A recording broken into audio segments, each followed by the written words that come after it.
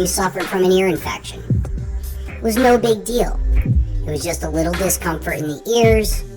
You had to take some medicine, and that was it. Fast forward to adulthood. You go to the doctor and they tell you have an ear infection and you are absolutely miserable. It's amazing how resilient children can be with some of these illnesses. We're actually going to take a look at a patient that we've seen in these videos before. This patient suffers from adult chronic ear infections and utilizes PE tubes. You can see a little glimpse of it right there, that little blue back by the eardrum. We've worked with this patient for many years. What we're removing is a combination of earwax and some drainage from the middle ear. So as we get this stuff out of the way, we're going to be able to see the eardrum. We can see how it's a little bit discolored. And then we can see the blue PE tube. It's almost like a straw sticking through that eardrum.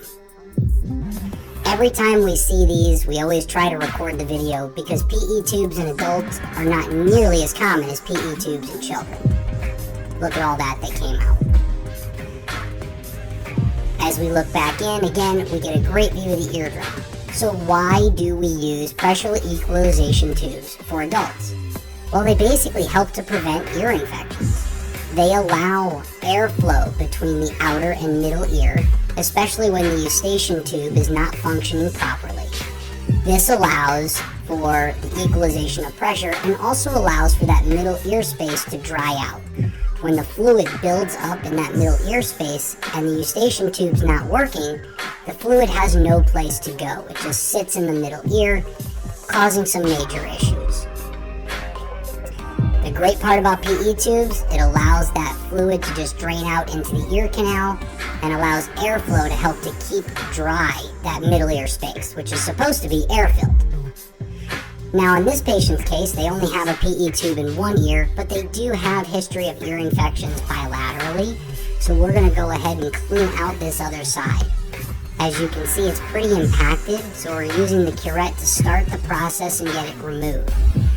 This patient does tend to produce the type of wax that stays together almost like big skin ribbons, so we're going to use alligator forceps to help to remove that big chunk of skin and see what it looks like back there.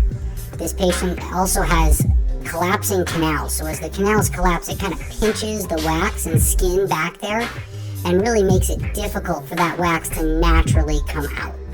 Even though the ears are technically self-cleaning, when you do have collapsing canals, sometimes that self-cleaning mechanism doesn't always work. If you like these wax removal videos, please take a moment to like and subscribe. They really do help the YouTube algorithm and get this content in front of more people. As you can see, we're using those alligator forceps, slowly trying to break that skin and wax free.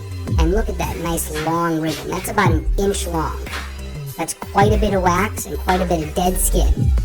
As we look down, we can see the eardrum, and we definitely see a little bit of irritation where the skin was attached. Given this patient's history